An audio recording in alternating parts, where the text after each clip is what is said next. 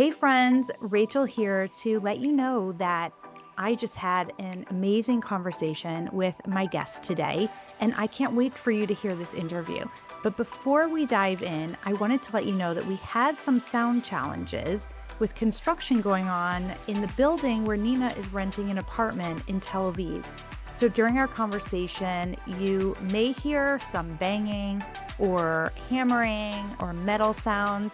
Hopefully it won't be too distracting, but I did want to let you know where it was coming from.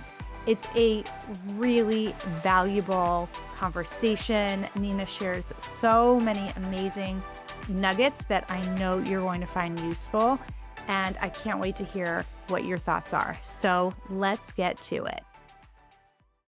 Hey everyone, and welcome back to another episode of Crescendo, a podcast that amplifies the voices of women. I'm your host, Rachel Lubchansky, and I am delighted to be on this journey with you. In each episode, I speak with women who have moved through the challenges and triumphs of living a life that is in alignment with who they are at their core. You'll hear from women who are breaking down barriers, making a difference in the world, and living a life of purpose on purpose. I hope that the crescendo stories you hear on this show will inspire you, empower you, and guide you to step into the most authentic, full, and beautiful expression of your own voice. Today's guest is Nina Manolson. She is a body peace coach helping people end the war with food and body and finally feel truly at home within their body. She is known for her deeply feminist, anti-diet, body peace approach. She brings 30 years of experience as a therapist, nationally board certified health and wellness coach, body trust guide, and psychology of eating teacher to helping women create a respectful and trusting relationship with their food and body. Nina's body peace work is all in service of helping people get off the diet roller coaster and into a compassionate and powerful way of eating and living, which creates a positive, long-lasting change in and within their bodies. Her courses, coaching, poems, and Body Peace app positively change the conversation that women are having with their body. Amen to that. And with that, welcome, Nina. I am so happy to have you. Thank you. It is a pleasure to talk to you, Rachel. And as you were talking about your work, about living in alignment, it feels like exactly what I'm about, but from a different perspective, right? You're like about where is your purpose, living your truth in terms of what you do. And what I'm about is how do you live in alignment with how you nourish yourself, how you truly care for yourself, not from a place of what someone else says, right? Like we can be told, like, you should do this. This is your job in life. And that doesn't feel so good. And we also, as women, get told that a lot. Eat this, don't eat that. And that doesn't feel good either. And alignment feels so much better. Absolutely. I am so glad we're having this conversation. You and I connected. I just want to share the story of how we connected because it is such a fun story. Um, you and I are both Jewish, and we connected through somebody online who was like, "Oh, Nina's Jewish and Rachel's Jewish. You two should meet." And I thought, okay, that's interesting. I'm not sure where we're going to go with that, but let's just try it out. We hopped on a call, and of course, it was magnetic energy right away. And here we are today. The kind of work that you do really speaks to my soul. And I think what so many of us women are challenged by. So before we get into it, I would love to back up for a minute and just have you tell us a little bit about yourself and your journey to becoming a body peace coach and what body peace even is. Yeah. So body peace is easiest to describe by saying what it isn't, oddly, which is the body war. And unfortunately, many of us know that one, right? Which is, what's the matter with me? I ate this thing. Why am I eating late at night? Why am I snacking all day long?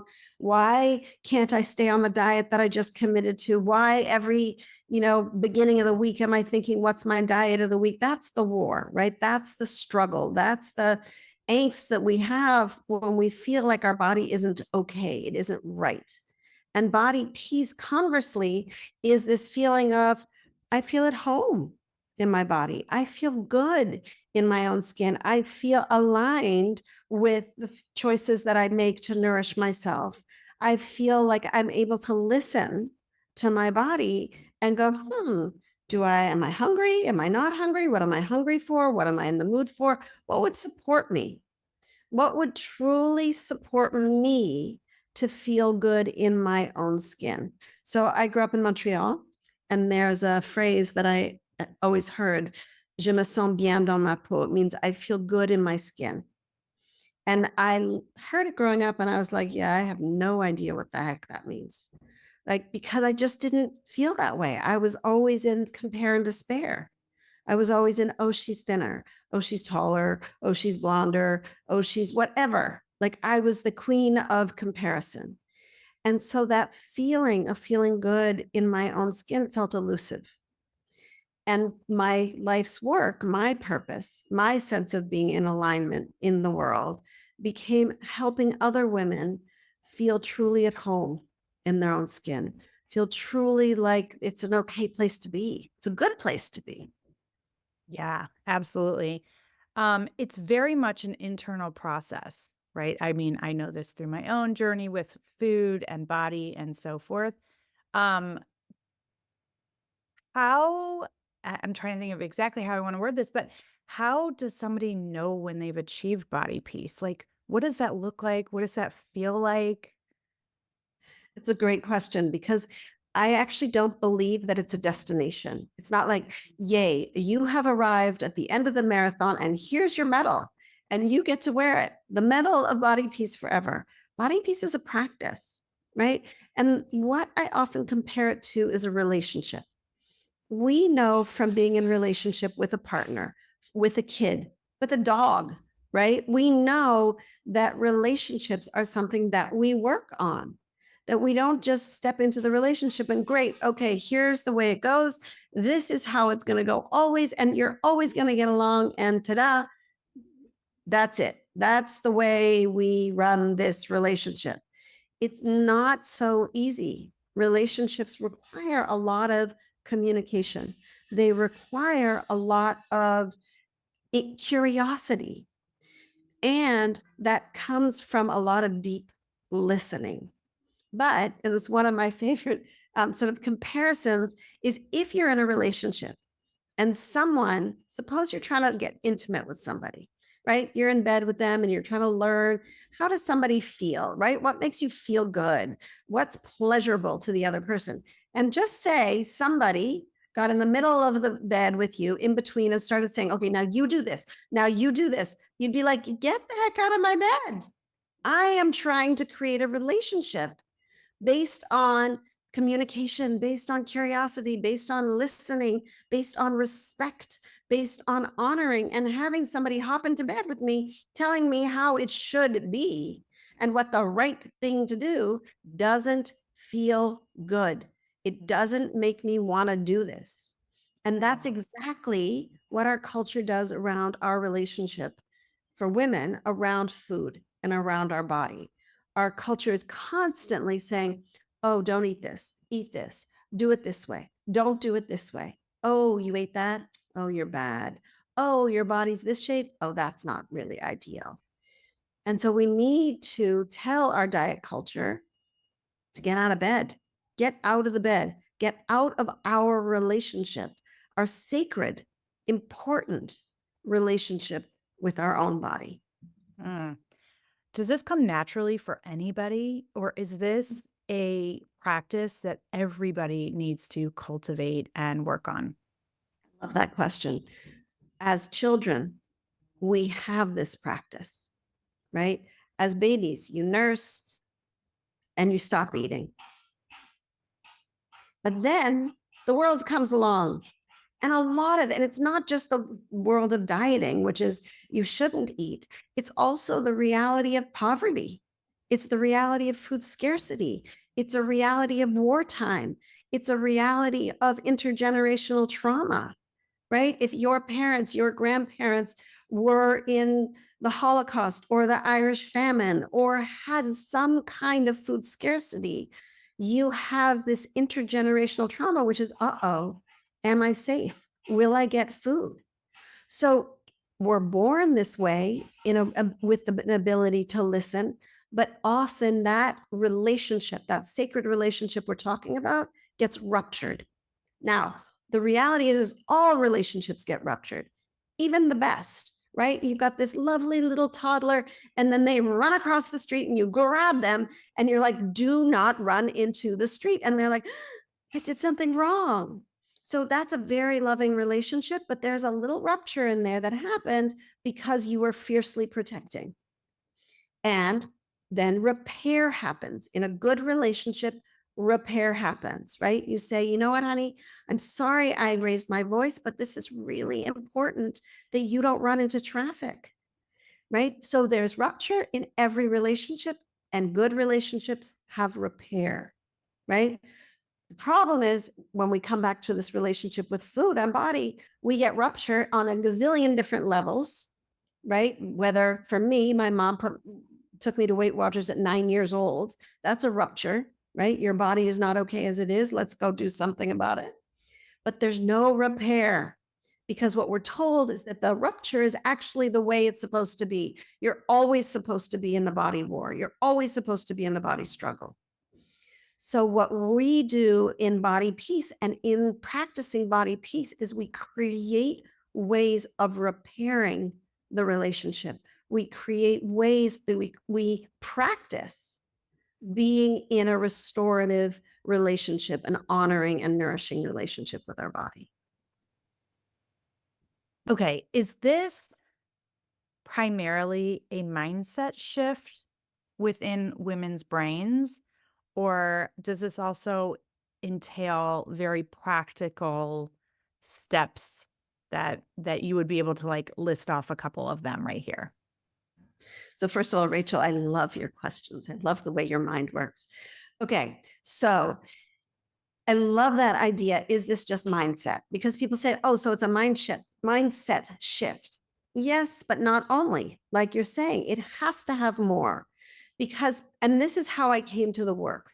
So I struggled and I was like, you know what? I am not going to struggle. I got to figure this out. So, you know what? I'm going to create this relationship with my body so that I'm listening to my body. So I started practicing yoga when I was very young. I lived in a yoga ashram for many years. I was learning sort of this whole mindset. How do you change how you know, think? What are your beliefs about your body? Great. And yet I was still struggling with food and body. And yet I was on a diet all the time. Okay. So then I was like, you know what? There's more to it than that. I'm going to become a therapist. Became a therapist. I was like, this is it. This is not just mindset. Now I'm going to get into the real psychology of it. This is not just beliefs. This is the psychology of eating. Got deeply into that. And I was like, this is great. And yeah, I am still struggling with how I feel about my body in the mirror and about some of my food choices. And I had little kids. So I was like, okay, this has got to change. So then I went back to nutrition school and I was like, okay, if I just change how I eat and what I eat, then I'm going to change this whole thing. And yet that didn't do it either. And so what I learned though is that once I had all those pieces, and I call this the nourishment dynamic. Once I had all the pieces, what are our beliefs? What is the psychology behind it? What is our trauma? And how do I practically do it? What shows up in my day-to-day life?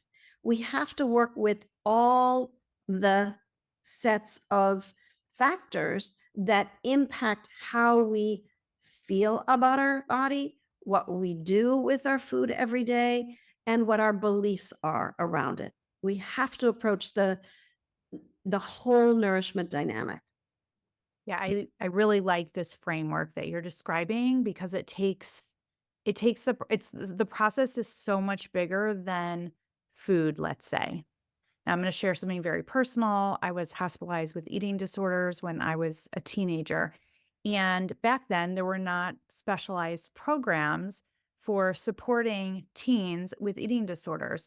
You went into a mental health institution, and the focus was very heavily put on food. And what you're telling us is that it's so much more. And really, we only achieve body peace or journey towards body peace through the process of really integrating all the different facets of these different components that contribute to our image and the way we feel and live within the bodies that we have. Yeah. And first of all, I want to say thank you so much for sharing your history because I think it's so important that we say this out loud because so many of us have struggled with this. And everybody goes along like, oh, yeah, it's all good. But really, we're struggling. This is a thing that we're dealing with often. So it's important for us to put words to our history.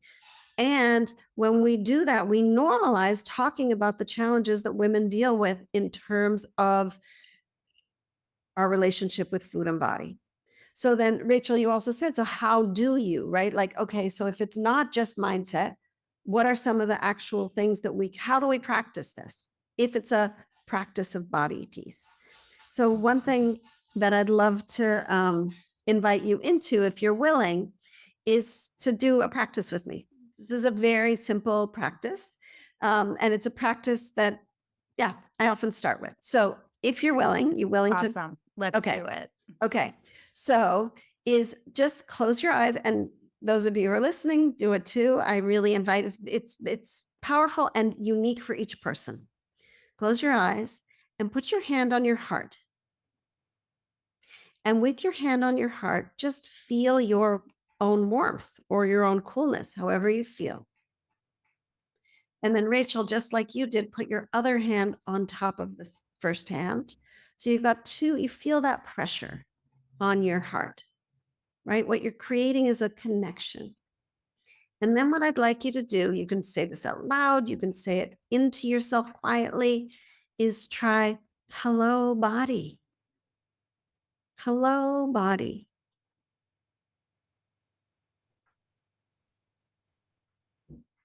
And just notice, what does it feel like when you say to yourself, hello, body? And what bubbles? What comes up? What does it feel like? So, Rachel, can I ask you? Yeah. Yeah. So what comes up is actually it feels very pure. The bubbles, it, because my eyes are closed and I'm not physically looking at my body, I'm in this space where I'm just feeling my body and I'm feeling grateful and accepting. What you're saying is incredibly powerful, right? You're in this direct relationship with your body. You're not in a reflected relationship with your body. You're creating an authentic relationship, connection, conversation with your body. And that's how we start practicing body peace. There's more to this. I call it the hello technique, and there's more to it. But that beginning, right? When Rachel and you and I first met, what do we say to each other? Hi, how are you? That's how we start relationships in our world, right? We start by connecting, by greeting. And even as a practice, when we come to the table, just closing your eyes for a moment. Hello, body. When you wake up, when you're peeing, when you're brushing your teeth. Hello, body. You're saying, I feel you. You're there. We're in a relationship. This is important to me. Yeah. Yeah. This is so powerful. And I love how you describe that, like when we're not in that reflective state, because that's how we see ourselves most of the time, is in that mirrored state. So there's a psychologist out of Toronto who's done a lot of work around eating disorders, and she talks about different kinds of embodiment. Embodiment being the experience of being in a body. And there's several, but two of them, one of them is a subjective embodiment and one is an objective embodiment. Objective is, what do you think of my body? What does the mirror think of my body? what does some magazine think of my body? Or what do I think the magazine thinks of my body? So how do I feel about my body? It's all making our body an object, right? Versus what you just talked about and described so beautifully when you closed your eyes and said, hello, body, a subjective sense of embodiment, which is I am the subject of this experience. It's my body. It's my relationship with my body. It's an inside relationship, not an outside relationship. Yes. And that is really a major shift for most women that I work with, is moving from that objective embodiment. What do you think of me? What does the mirror think of me? That reflection sense of ourselves versus that internal felt sense. And that's that subjective embodiment that's so important. And it takes some doing, some unpacking, some work to let that objective embodiment drop away. Like when I talked about in the beginning, the compare and despair, that's all objective embodiment. I'd walk in a room. Am I the biggest person? Right? That's all from the outside. And we want an internal, we want a connected, we want an inside relationship with ourselves. Yeah. What becomes possible when people are in this relationship, this active relationship where they're nurturing self, where they are developing a sense of body peace? What kind of, what is different about living that way? So actually, I want to just turn it to you, Rachel. When you started to be like, you know what? This eating disorder is not going to rule me, and I am going to live my life without being in a constant state of what does the world think of my body? What is the right size? What shifted in your life? And then I can say more, but I'm Yeah. curious. Yeah. Well, so for me, and this response will be a little bit longer maybe than you were anticipating, but I read a book by what's her name? Jennifer. I'm gonna blank on her last name right here because it's the age. Um, but it's Life Without Ed. And she named her eating disorder Ed. And what she talks about in the book is this relationship that she was in with Ed. And I think I got this practice from her, but basically like having this out of body, sort of aligning it to an out of body relationship that she can identify and speak to. And so for me, that was very powerful, is to almost like name the thing, which is really just our mind drama, not just, but it's our mind drama, right? It's our brain um, feeding us lies, being mean. It's our brain just not allowing us to be at peace within ourselves. And so one of the practices that I have and had during those earlier years was to kind of write down some of the thoughts that I'm experiencing and put them in a box and close the door on the box. And so it's like, okay, listen, I hear you. I hear what you're saying. I hear what you're offering. And I appreciate you looking out for me, but I'm not going to accept that right now. And I'm going to close the door on that idea, right? Or on that thought. So for me, it really has been a lot of um, this development in the area of mastering that inner voice.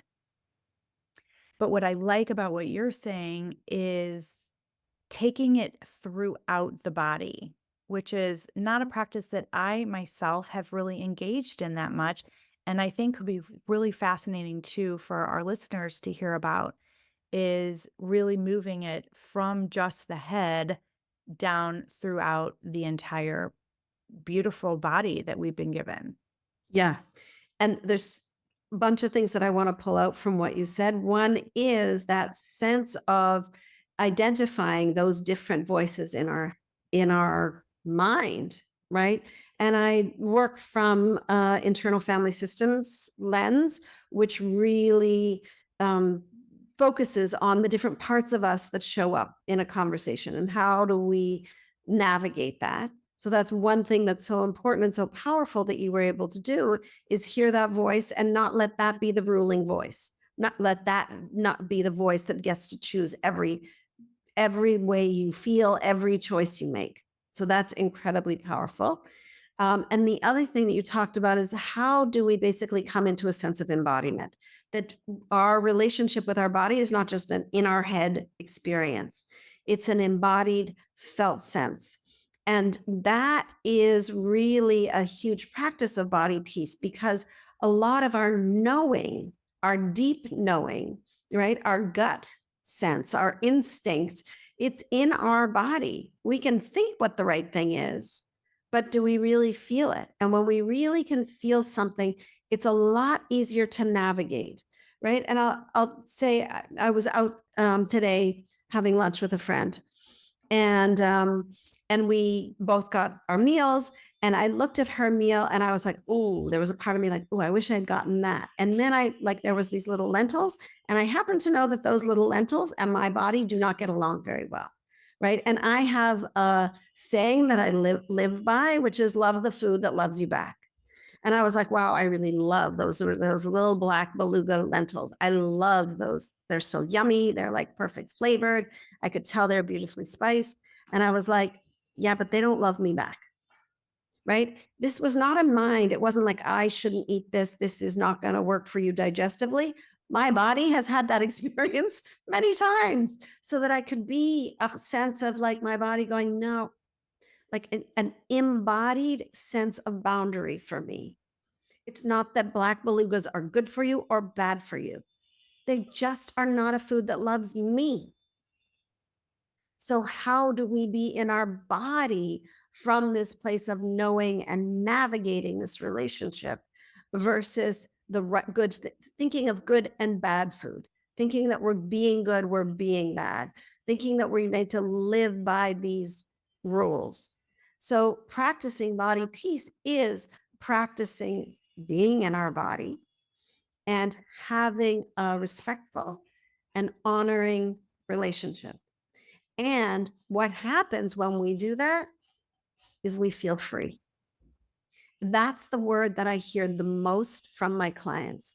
I felt so, I went and I had this big family dinner, and usually it's so fraught, right? Like what my mom's going to say about my weight, and what my aunt is going to say her new diet is, and what everybody's going to say about what's on their plate and how they're being bad.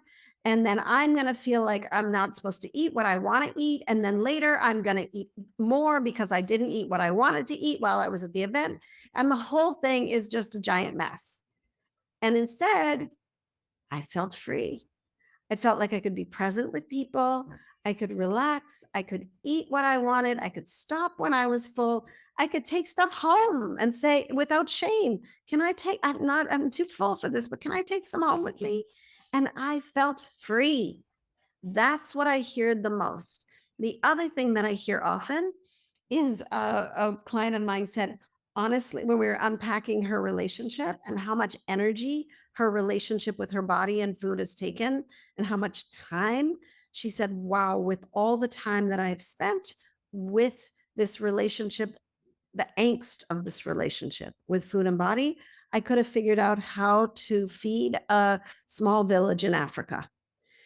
And what happens is energy gets freed up and we get to do our purpose. We get to do what we're here to do, right? What I fundamentally do is help women free themselves from the imprisonment of food and body obsession so that they can go do their life, right? And work with you, Rachel, and figure out what they want to do and how they want to have their purpose show up in the world. That's what we want. We don't want to be imprisoned by what our ideal self is. We want to be in our current true self and go from there. Wow. I mean, I think so many of us can relate to that idea of wanting to be liberated from the mind drama. And that dialogue that you just described is something that's just so relatable as well. going to a family function, and all of the different calculations that we're making in our brains as we navigate the 2-hour function and then get home and think about what we didn't choose to eat and what we maybe missed out on. And right. So to be liberated from all of that, I can imagine is incredibly powerful. It's so powerful. And even, I'm visiting, as we're talking, I am visiting Israel because my daughter lives here.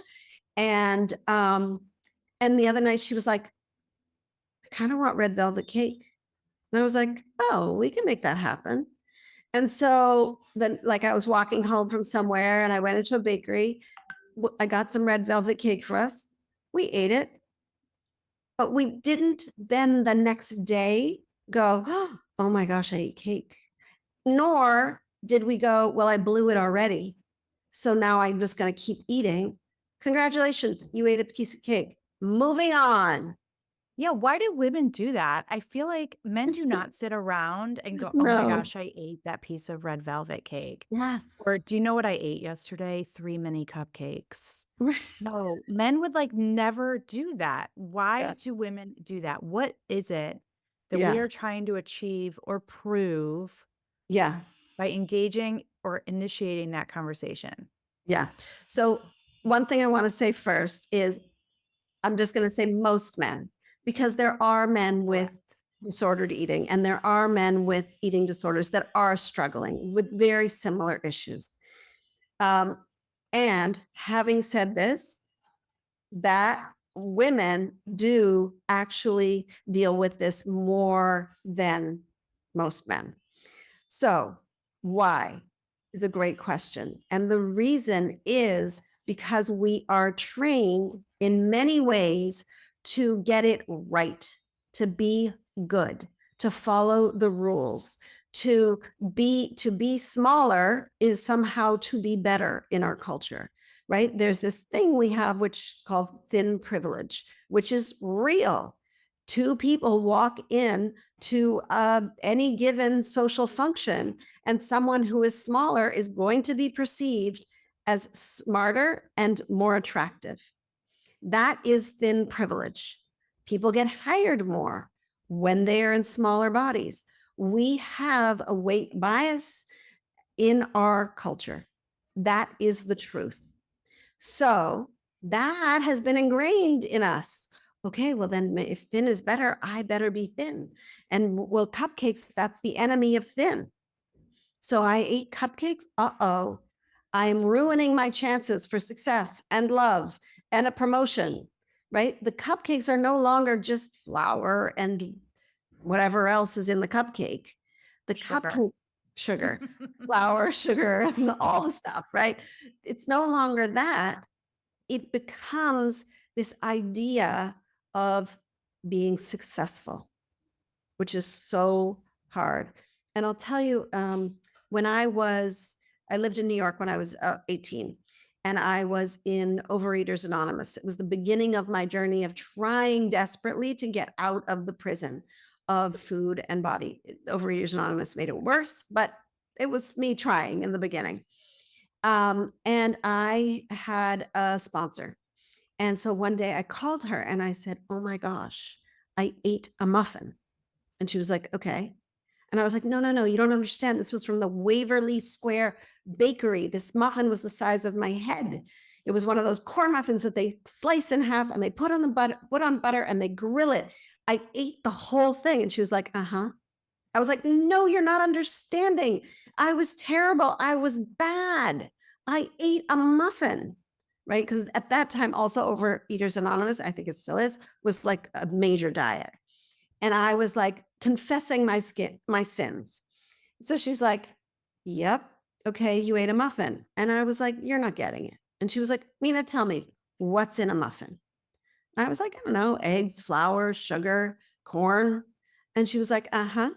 And do those things make you a bad human? Mm.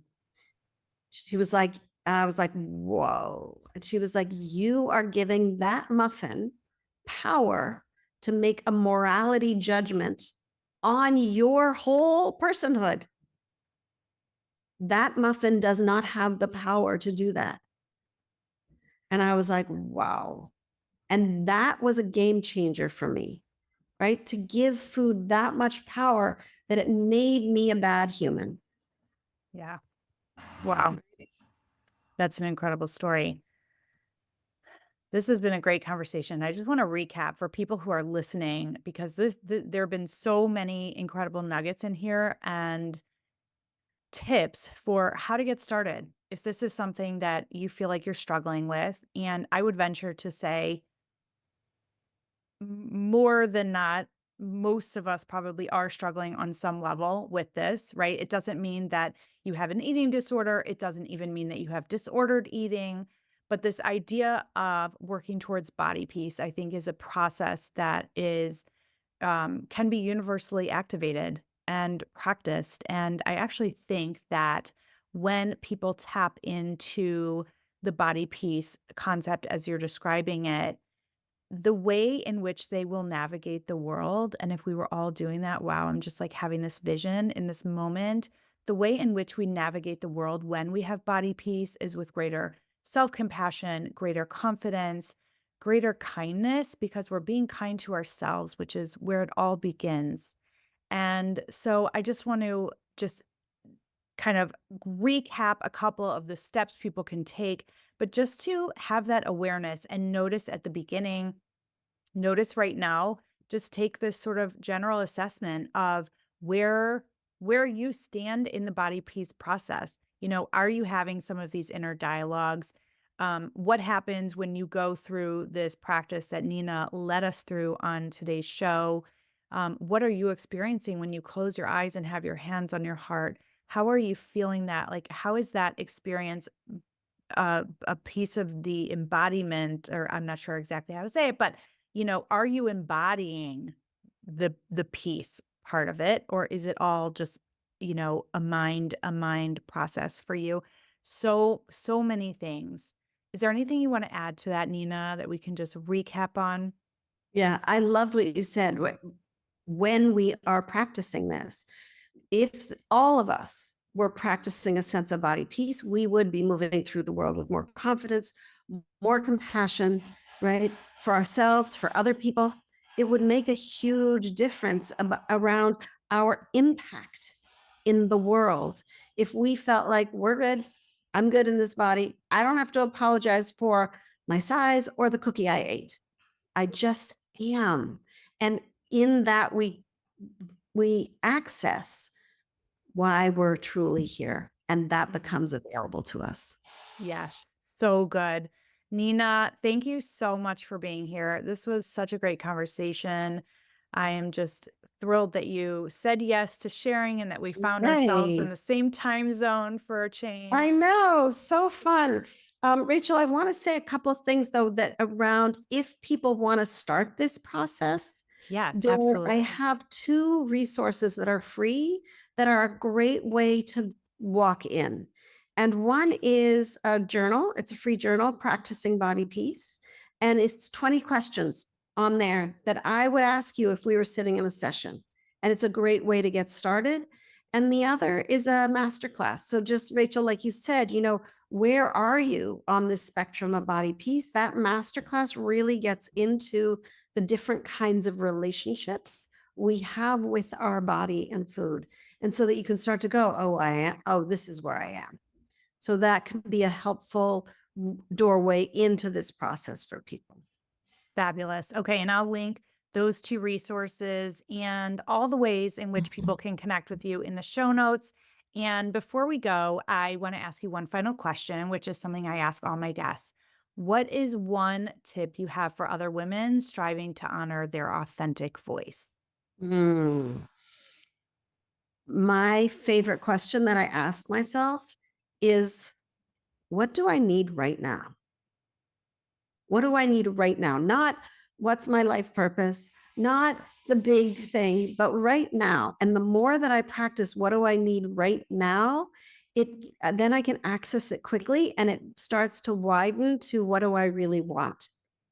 Mm. It's very powerful. It's literally how I ended up living in Tel Aviv for a whole month by asking myself, like, What do I need right now? What do I need right now? I need a little time with my daughter. What do I need right now? I need a little more time to be near water, right? All these little things. And then I was like, oh, I see it now. What I need is to be in Tel Aviv for a month and to create a life that allows me to do that, to work from here, to engage with people, to support the community, right? So when we ask ourselves over and over, what do I need right now? It's like lifting the 1 pound weight of the bigger idea about what's important to me, what's my purpose. I love that so much. Super concrete and really valuable. Thanks again, Nina. And thanks to you, Thank our you. listeners.